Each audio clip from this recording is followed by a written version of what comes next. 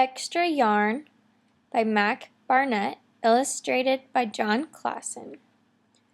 On a cold afternoon in a cold little town, where everywhere you looked was either the white of snow or the black of soot from chimneys, Annabel found a box filled with yarn of every color. So she went home and knit herself a sweater. And when Annabel was done, she had some extra yarn. So she knit a sweater for Mars too. But there was still extra yarn. And when Annabel and Mars went for a walk, Nate pointed and laughed and said, "You look ridiculous." "You're just jealous," said Annabel. "No, I'm not," said Nate. But it turned out he was. And even after she'd made a sweater for Nate and his dog and for herself and for Mars, she still had extra yarn. At school, Annabel's classmates could not stop talking about her sweater. "Quiet," said Mr. Norman. "Quiet, everyone. Annabel, that sweater of yours is a terrible distraction. I cannot teach with everyone turning around to look at you." "Then I'll knit one for everyone," Annabel said, "so they won't have to turn around." "Impossible," said Mr. Norman. "You can't." But it turned out that she could, and she did, even for Mr. Norman. And when she was done, Annabel still had extra yarn. So she knit sweaters for her mom and dad, and for Mr. Pendleton, and Mrs. Pendleton, and Mr. Palmer, and for little Louis. She made sweaters for everyone except Mr. Crabtree, who never wore sweaters or even long pants, and who would stand in his shorts with the snow up to his knees.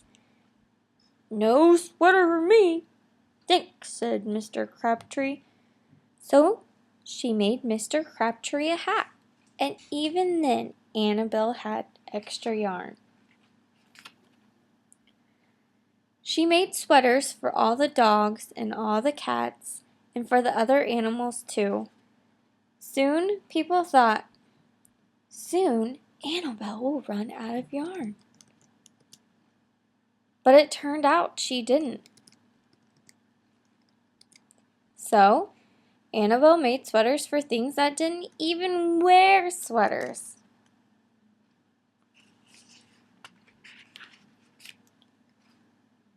Things began to change in that little town.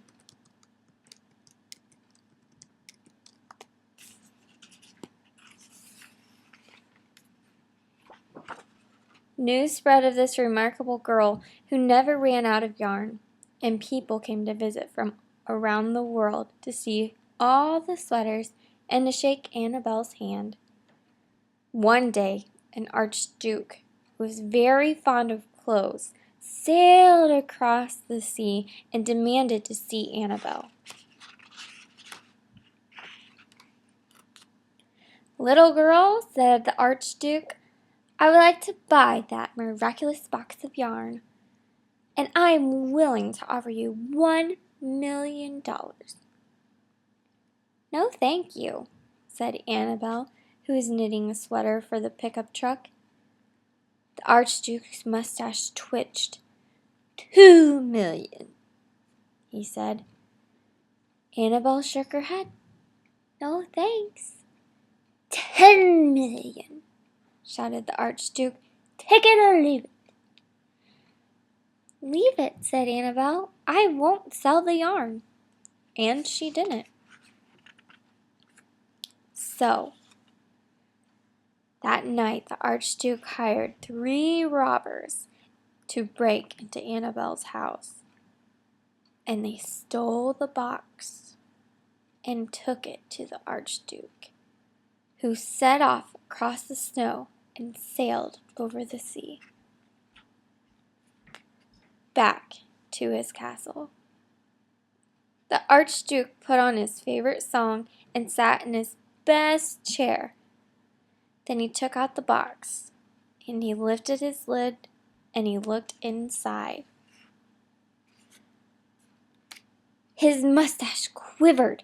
It shivered. It trembled. The Archduke hurled the box out of the window and shouted, "Little girl, I curse you with my family's curse. You will never be happy again." But